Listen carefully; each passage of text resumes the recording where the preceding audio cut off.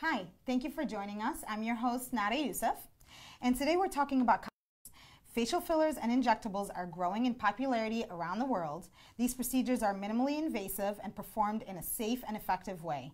They're perfect for those who want to reduce the signs of aging, but who aren't ready for cosmetic surgery. Fillers can plump thin lips, restore facial volume and fullness, soften facial creases and wrinkles, and even improve the appearance of scars. Today, we're here to demonstrate how these treatments can be done in a short office visit with little to no recovery time at all. Here with us today to answer your questions and to demonstrate a lip filler, also known as soft tissue augmentation, we have the Cleveland Clinic dermatologist, Dr. Shilpi Khetarpal. Thank you so much for being here today. Thank you for having me. If you want to just introduce yourself to our viewers. Sure. So, hi, good afternoon. My name is Shilpi Khetarpal. I am a cosmetic dermatologist here at the Cleveland Clinic. We are very lucky to have a wonderful patient, Alexis, with us today who has beautiful lips. We're just going to do some soft, subtle lip enhancement with a filler called Juvederm Voluma, which is one of the newer fillers that came out to the market about a year ago. So you'll see it's very quick, safe, effective, very simple, and her lips are going to look really nice and natural and just enhanced. So what's the difference between this new product versus the years before? Yeah, so that's a great question. So this new technology has basically the ability for fillers to last much longer. So, 18 months ago, 2 years ago, the fillers in the lip region would last anywhere from maybe 6 to 12 months. Okay. Now we're finding Voluma is lasting 1 to 2 years. So this newer technology, it's soft, it's subtle, it doesn't look stiff. It gives nice enhancement, but it's lasting much longer, which is great. Okay, great. And with Alexis, was there anything we had to prepare for this procedure beforehand? So a couple things. We asked Alexis to avoid anything that could thin her blood, so things like ibuprofen, aspirin, any herbal supplements. That just makes it more likely that someone can get a bruise. Okay. So we asked the week before to stop that. Alexis has no history of cold sores. If someone did, we put them on some medication that can minimize that risk of something popping up in that area. Other than that, we put some topical anesthetic on to keep her comfortable. Okay. That goes on for about 20 minutes. It's an ointment, and then she should be very comfortable throughout the procedure. Okay, so the numbing agent goes on top and below both lips? Exactly. Okay. So it goes around the lips on the border and on the lip itself, and it just looks like a Vaseline, almost like a lip gloss. Okay, great. Well, go right ahead. Let's get started. Show us what you got. Great. So we have Alexis here. This is her first time getting any kind of filler. So the filler we're using today, as we mentioned, is called Juvederm Voluma. It is a hyaluronic acid substance. So we have hyaluronic acid in our skin, and basically we're using a natural substance that's a gel that's just going to enhance her natural lips. So first thing, we're going to wipe this ointment off. You can see it's a little bit shiny. And then we're also going to wipe with some alcohol to make sure her skin is nice and clean. Alexis, sorry about the smell. The taste and the smell. So now that we have her lips nice and clean, we're going to go ahead and get started. So the fillers come in a pre-filled syringe.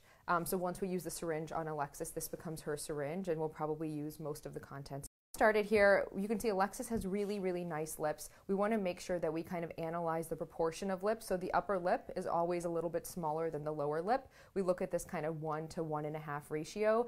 In certain ethnicities, that does change. So we're going to maintain that balance while we augment Alexis's lips. Okay, Alexis, you're just going to feel my touch and a little pinch. So we'll go ahead and just kind of line around the lip first and enhance the border. 1, 2, 3, little pinch. As you can see, Alexis is very comfortable. We'll start to see the improvement and results right away. So put a small amount just in the border of the lip. Alexis, you doing okay? Mm-hmm. Great. Okay, and then we'll do a little bit on the lower lip. Bear with me, little pinch, 1, 2, 3. So this is just outlining Alexis's natural lip. We actually haven't put any product in the lip itself. So we're just kind of doing some subtle, nice enhancement. Little pinch, 1, 2, 3. Wonderful. Alexis, just gently open your mouth. We're going to put a little bit now to enhance the shape and size of the upper lip. A little bit right there. Good. Gently close. Now we'll go to the other side and finish on the other half of the lip. Alexis, how's your discomfort? I really don't feel anything. Great. Excellent. Okay. Just a little drop on this side. Here's 1, 2, and 3. Little pinch. So we can see that product flowing nice, beautifully in. A little bit more on this side, 1, 2, 3. Great, we'll just finish with a drop on the lower lip, 1, 2,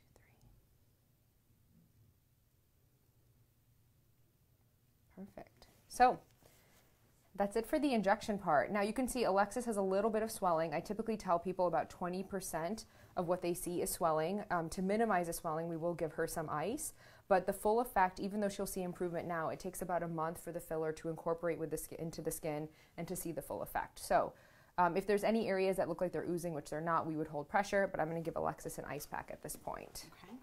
Do people usually get top and bottom lip done at the same time? Do people kind of pick and choose? You know, I think it varies based on person to person. Some people just want to, you know, a lot of people have a fuller lower lip. They may just want to enhance the upper lip. Okay. But I think it varies just based on what their end result is. I would say almost everyone gets upper lip enhancement. Lower is probably 50-50. Oh, okay. So that's it. She's done then. Yeah, she's done. Oh, that was super fast. After the procedure or should not be doing? So I recommend ice. Ice just helps with the swelling, minimizes discomfort. Other than that, there's really no restrictions. She can do whatever she wants. We do recommend no dental work for 2 weeks after, just because although fillers are safe and there's a very low risk of infection, we just don't want her to have any dental work for 2 weeks because the risk of infection can go up. But sure. Ice, and then she can do anything else she feels like. Okay, great. And then how about like the fillers? Are there different types of fillers that can be used on these kind of things? Absolutely. So the most common family of fillers are the hyaluronic acid. They vary based on how thick or thin they are. So one we use is very thin, very delicate, but there are thicker ones when we're working on areas like the cheeks or to lift things up. Okay. So most of the most common category is hyaluronic acid, and within that we have about a dozen different fillers that vary based on where we put them and how long they last. But I would say that accounts for a majority of injections because they're safe, they're naturally occurring, and God forbid someone didn't like them, they are fully reversible. Oh, and they're the same time period for how long it would last? Is that the same, you said 2 years or so? Anywhere from 6 to 24 months, depending on the filler, the how thick it is, and kind of the technology behind it. So the one we use in Alexis is typically 1 to 2 years. Okay, great. And I'm getting some actually questions from live, so I'm going to go ahead and jump in here. Okay. I have Barb. How often does this need to be done? And is there an age limit for this to work well? Thinner, and we lose some volume in our lips over time. So, you know, I've done lip augmentation of people in their 80s and 90s. So any age is appropriate. In terms of how often it's done, everyone's a little bit different, but I would say maybe like once a year or every other year is an appropriate time for the lips. Okay, great. And then I have Liz. She's asking if you numbing. We actually use a special compounded numbing agent, so it's not the over-the-counter stuff. It's actually a special compounded numbing agent our pharmacy makes that's a 30% lidocaine. So Alexis had it on for about 15 minutes, and you can see she didn't even flinch. She was very comfortable throughout the procedure, and we do that for pretty much all patients undergoing lip treatments. Great. Mary wants to know, how much does this cost? That's a great question. So the cost does vary based on what product we're using. The filler we used on Alexis, the Juvederm Voluma, have more volume, you know, that have done 700 area. But like I said, typically anywhere between, you know, $400 and $1,000 for the syringe. Okay, great. And then Amit wants to know, what can you use to clean dirty? Question, you know, there's different things we can use depending on what it is. You know, there's different cleansers. Some of them have different antibacterial agents depending on what we're treating. Is it more acne? Is it more dirt? But, you know, many cleansing agents that have active ingredients, things like benzoyl peroxide, salicylic acid, those can remove excess dirt and oil and keep the skin looking as fresh and clean as possible. Great. And then Doug wants Absolutely. So we do it in men also, because men and women, we all age at, you know, in the same way. Typically it starts a little bit later in men, and men have more lip volume to begin with. When we're doing lips in men, we typically change the shape. So the way in which we do it, we don't want to give them a very full, what we call Cupid's bow, or the central area of the lips. So we do kind of change the shape. Men typically have flatter lips, and you know, their proportions are a little bit different, so we take that into account with our male patients. Okay, now I'm just curious, how do you change the shape? Is it just where you're injecting? It's where we inject, and it's also the natural shape. You know, Alexis had a really nice kind of heart shaped on the upper lip. Sure. Men typically are flatter there, so we don't create something that isn't there. I see. Okay, great. Now, is it better to use your own fat transfer versus a dermal filler for loss of volume in face or lips? So my preference is to use fillers. The reason is if we use fat, it's actually invasive. We do need to do a small amount of fat. Has a lot of water in it, so when you inject the fat, a lot of the increase in volume you see is fluid. So once all that water and fluid is gone, it sometimes isn't even, and it's not as precise. With fillers, we know exactly what we're putting from somewhere else. Great. Now, as people age and lose weight, a lot of kind of like loss of volume under the eyes, is there something that you do for that? Absolutely. So the same filler we used in Alexis's lips, the soft gel, is a common injection someone's appearance and is just as easy to do and even probably less uncomfortable than the lip area. So you're using the same product for the lips as you do for all of the face for fillers? Yep, for under the eyes we do areas where we want more lifting like cheeks, jawline, we use something thicker, but under the eyes is very delicate, thin skin, so under the eyes and lips we like the same products. So like is droopy eyelids or? So with droopy eyelids there's several things you can do. Obviously surgery is an option, but for those patients who don't want surgery, brand names in our countries are Botox, Dysport, and Xeomin. We can actually put some, because there's a muscle that pulls it down, so you can get a little bit. The only downside is it lasts about 4 months. I was just going to ask that. If you do again, but it's not surgery. It's no downtime. So, but 4 months is a pretty long time. Yeah. So you just inject it around the eyes. Exactly. Excellent. Okay, I want to talk a little bit about Botox, because if we talk a little about Botox, what do you do? Like, do people put them around the mouth for relaxing the muscles, or how does that work? Yeah, so great question. I think a lot of times people get mixed up between what is something like Botox or a neuromodulator and what is filler. So typically we lose volume. So when the cheeks hollow out, or we get these parentheses or smile lines, or the lips, that's all filler. Fillers are gel that take up space. Things like Botox, Dysport, when people frown and they get those 11 lines, when they raise their brows up and they get those forehead lines, that is when we use things like Botox that we do, and those results typically last around 4 months. Great. So the fillers are more filling up your face, and Botox is more kind of muscle straightening out exactly the lips. Okay, great. Now, if someone wants their laugh line solid injections, does this happen that it looks unnatural? If it's done correctly, it shouldn't. We actually just fill filler like we did in Alexis, and we just fill the line. We're not adding something thick that's going to add volume. We're just simply filling in the line so it looks really natural. Great. Now, Alexis is such a good sport, but is this pain? So if it's done without the topical anesthetic, I think it can be uncomfortable, but like I said, we know the lip is a really sensitive area, so taking the proper precautions, putting the anesthetic on, people are really comfortable. And Alexis, how would you rate your pain on a 1 through 10 scale? I mean, I barely felt it. Really? That would be a 1 if that. Yeah, wow, and I would say that's most of our patients' experiences, a 1 out of 10, but like I said, we did have the special topical anesthetic on for about 15 or 20 minutes. Great, and I'm getting some more live questions. I have Nishat.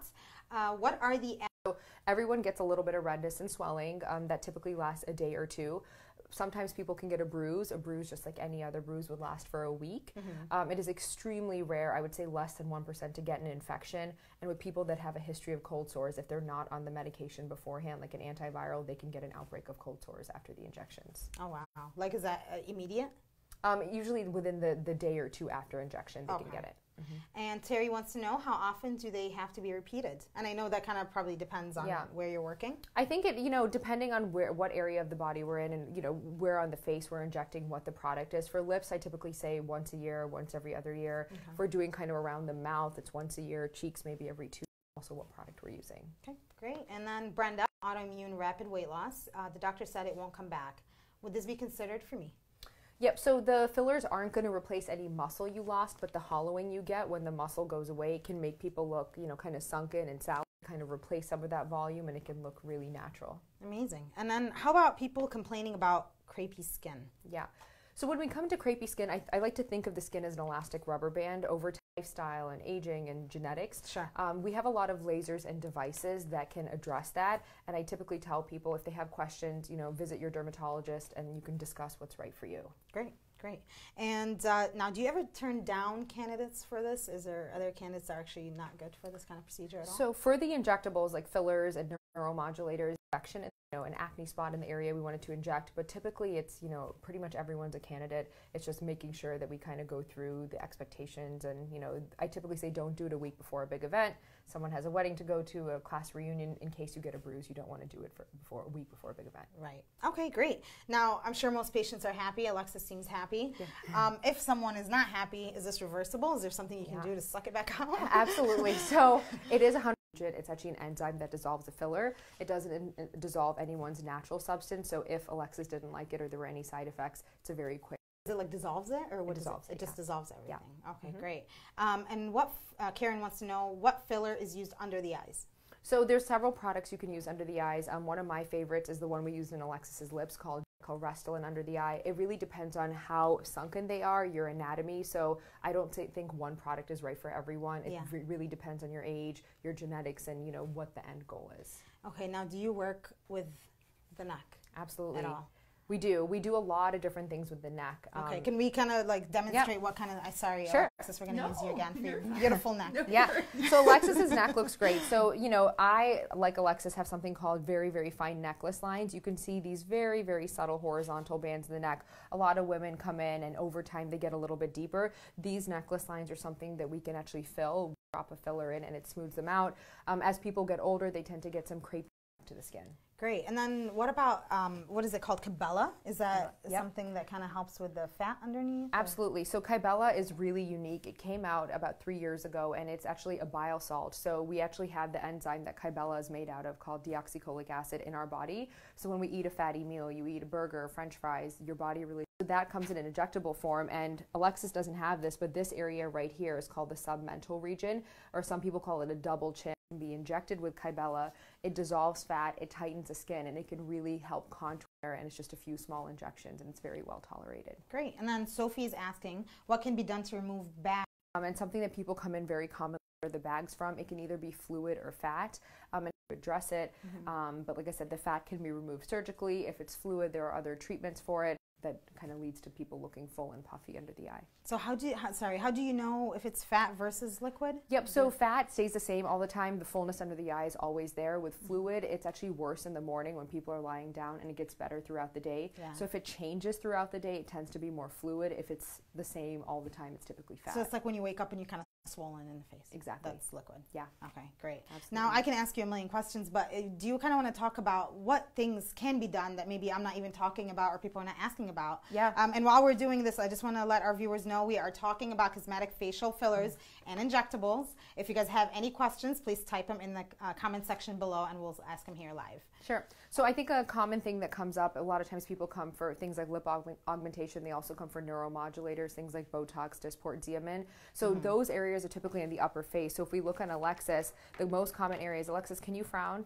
So she can't frown because we recently treated her with some neuromodulators. But you know, when people get these 11 lines here, or if you raise your brows up, so this fine movement here, those are areas that are treated with neuromodulators. Or Alexis, can you smile? Smile big. So Alexis doesn't have any crow's feet, but around the eyes here, the 3 most common areas for neuromodulators are around the eyes, in between the eyes here, and on the forehead. So upper face, eyes and up are always going to be something like a neuromodulator, Botox, Dysport, Xeomin. Lower face is always going to be fillers. So a lot of people get that confused and they say, oh, can't you put some Botox here? But you know, Botox treats the muscle. So anything that's there with or raise up, anytime you have that, that's more of a more question for you here before I let you go. But where do you go get this done, if not at the Cleveland Clinic, which is where you should go? But if you don't, where do you go? Because I know. So I think it's really important to know who you're treating. So I do think that going to someone that's board certified, a dermatologist or a plastic surgeon, and then there's a subset of us who have done, you know, cosmetic fellowships and trained extensively in these procedures. So it's important to know, you know, who you're seeing. You know, a lot of times you may visit with a doctor, but then they delegate the procedure to someone else. I truly feel like it's safest done in the hands of a physician. And then, you know, knowing how many treatments they've done. Is it their first time? Is it their 1000th one? So knowing their experience. And then also knowing someone that's maybe seen them before. So do your research. You know, I would tell people to avoid, like, you know, Groupons, things like that, because, you know, you want to make sure you're getting the best and safest outcome, because some of these things can have other side effects that, although are rare, if they're done incorrectly, can lead to certain problems. Yeah, I mean, it's your face, and we've all watched Botched, and it's terrifying to see Exactly. what can happen. Yeah. Okay, well, thank you so much for being here. Is there anything else you wanted to bring up that I haven't talked about? Yeah, I think it's for most people to know, like, you know, I think there's a lot of negative stigma out there about facial, and you don't get those big duck sausage lips, you don't have those full cheeks. It just subtly enhances your natural features. You look, you know, refreshed, like the best version of yourself, and you don't look done at all. Most people, you know, Alexis, when she goes back to work today, tomorrow, no one's going to know she had things done. They'll say, oh, something looks good, something looks great, you know, were you on vacation? Alexis is just going to say thanks, but, you know, no one's really going to know what she had done, and I think that's the key to having things done correctly. Great. Well, thank you so much for being here. Alexis, thank you for being a great sport. And for more information on derm fillers and injectables, please visit ccf.org/beautifulyou. And to stay up to date on health news and information from Cleveland Clinic, make sure to follow us on Facebook, Twitter, Instagram, and Snapchat. And we'll see you again next time. Thanks. Thank you.